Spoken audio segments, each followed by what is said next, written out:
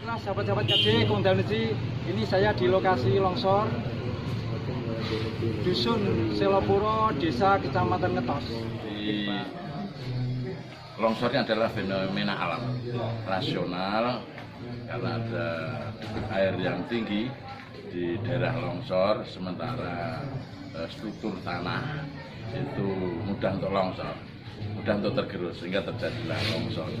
Selain memang beberapa tahun yang lalu sudah ditemukan adanya retakan 3 tahun yang lalu, sehingga fenomena longsor saat ini tentu tidak akan terlepas dari adanya fenomena alam, adanya keretakan kurang lebih sekitar 20 cm dengan panjang 150 meter.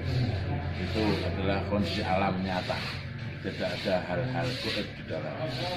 Karena itu dari sisi logika rasional, kalau dihubungkan dengan Kalau ada suara-suara bahwa ini para pimpinan atau petinggi atau yang punya kewenangan harus atau mungkin lama tidak mengunjungi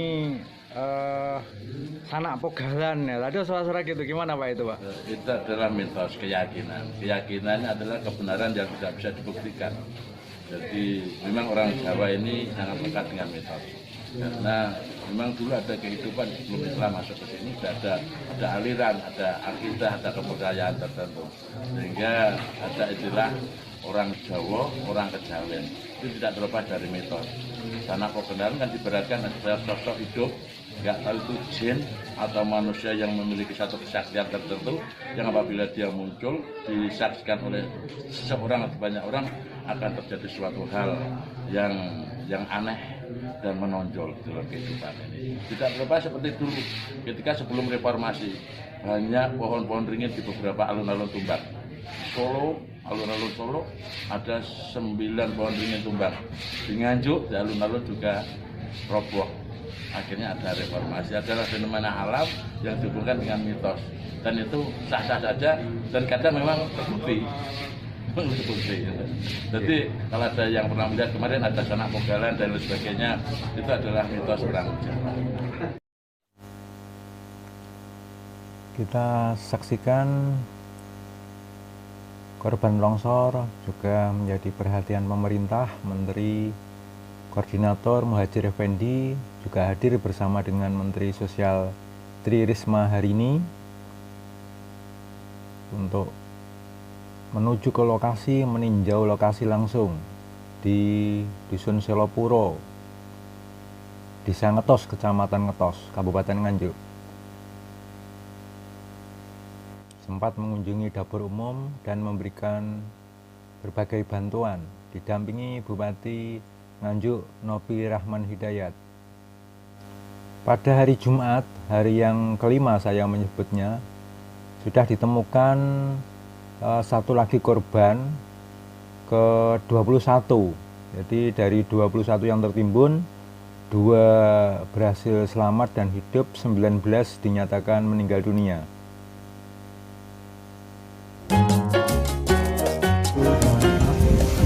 Untuk investasinya bagi laki-laki, maka nama cari belum tahu, makanya kita menunggu hasil identifikasi dari pihak Polres maupun dari pusatnya. Untuk kelanjutannya nanti setelah ada kepastian dari melaksanakan identifikasi ini, nanti akan langsung pihak keluarga untuk mengajukan seperti melakukan pemakaman selanjutnya. Dan apakah ini termasuk jenazah terakhir dan untuk yang ditemukan? Perkiraan ya, Perkiraan. belum tahu, karena belum diidentifikasi. Ada Proses kelaminnya laki-laki dewasa. Untuk proses tanggap darurat berikutnya apa kegiatannya? Tetap kami akan lanjutkan 14 hari ke depan ya, terhitung kemarin hari Minggu sampai tanggal 2 Maret. Jadi dengan demikian proses pencarian sudah dihentikan gitu. Nanti kita akan selalu koordinasi. Air tidak sampai menyentuh.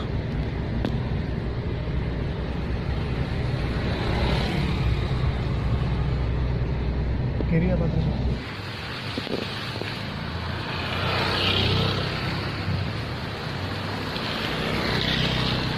Ini kondisi jam setengah 11 di Jalan Dirmojoyo dari Jalan Ayani ke arah kantor Dukcapil. Nah, kita lihat ini Kemenak, kemudian ini kantor Kejaksaan.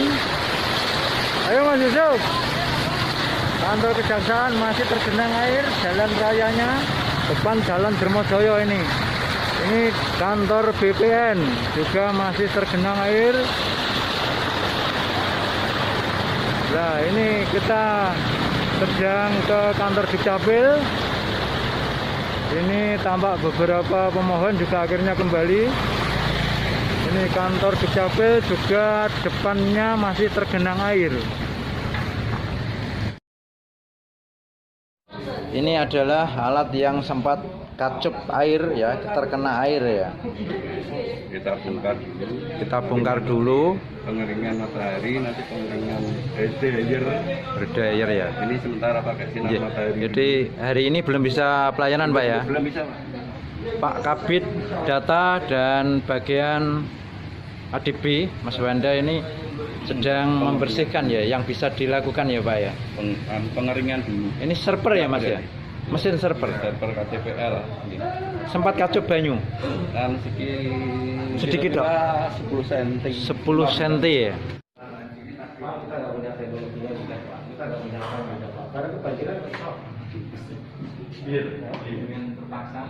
Kok iso ya? Tapi main ora tau paciran Pak. Lha Pak anu nggih. Permohonan surat. Pak Wing nggih. Rine Pak. Salah Bencana alam Pak. Ya, kalau disalah. Surat harus dikirim ke Bupati.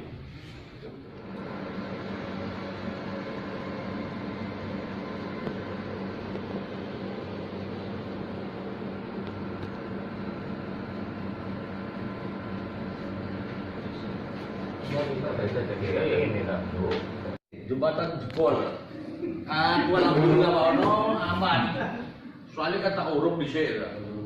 Oh iya dulu. Baru 5 menit telepon. Keluar aku jajal tak delok. Di luar lu.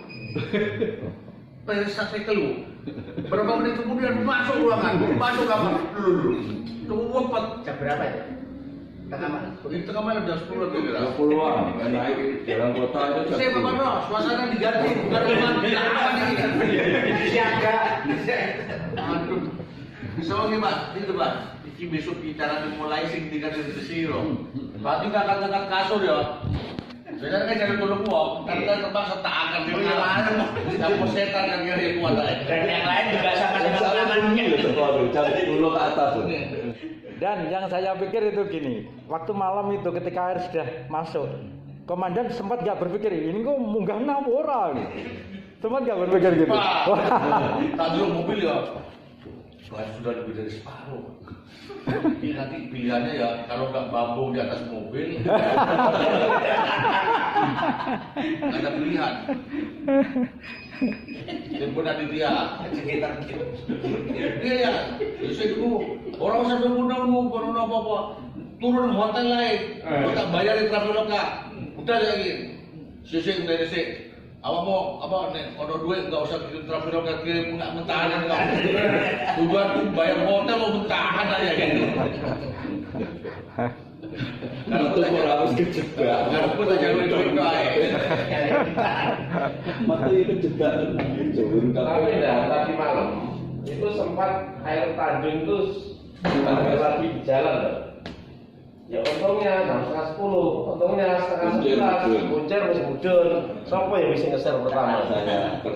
Pak BB, harga Pak Kukuh Pak BB. Itu 2133 turun. Saya itu Tapi luapan sudah sampai berbek, Pogalan, terus Tanjung ini sudah mulai. Tanjung. pantau sungai di depan rumah itu mulai dari kurang 3 cm sampai peres. Karena begini. Jadi meres kan? Boleh berapa jam? Dalam nih. Motor dia sendiri sama tua ya.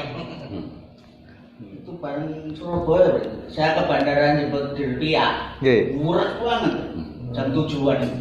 Kan mendarat jam 8 ya. Izin Pak Sek, gimana akibat dampak banjir yang sempat merendam alat server dengan kondisi sekarang, apakah bahwa kejadian banjir yang terjadi pada hari Minggu kemarin tanggal 13 Februari 2021 itu salah satunya berdampak kepada gangguan pada server pelayanan Adminduk kita. Jadi server kita terganggu sehingga perlu mendapatkan penanganan perbaikan secepatnya. Untuk saat ini proses itu sedang kita laksanakan agar nanti segera dapat memberikan pelayanan kembali kepada masyarakat untuk pelayanan kependudukan. Dan alhamdulillah hari ini kita dikunjungi oleh tim dari Jakarta, Pak Walter, dan tim dari Provinsi, Pak Muji, yang akan memberikan bantuan agar proses percepatan pelayanan Adminduk di Kabupaten Nganjuk ini bisa terlaksana dengan segera. Dan terima kasih Pak Walter maupun Pak Muji untuk pendampingan yang telah panjenengan berikan kepada kami. Tentu saja dengan harapan kita akan bisa memberikan pelayanan kembali. Sampai dengan hari ini, tanggal 19 telah diupayakan perbaikan oleh tim pusat, tim provinsi bersama dengan terhadap server EKTP hasil pinjaman dari kecamatan di Kabupaten. Namun karena alat dari kecamatan tidak memenuhi standar server KTPL, jadi maksudnya tidak memenuhi standar itu muatannya, kecepatan jaringan, speknya, kan gitu kan, sehingga alat tersebut ini terkadang. Namun karena spesifikasi alat tersebut, ini begini Pak, karena spesifikasi alat tersebut Tidak sesuai dengan standar. jadi alat di kecamatan alat tersebut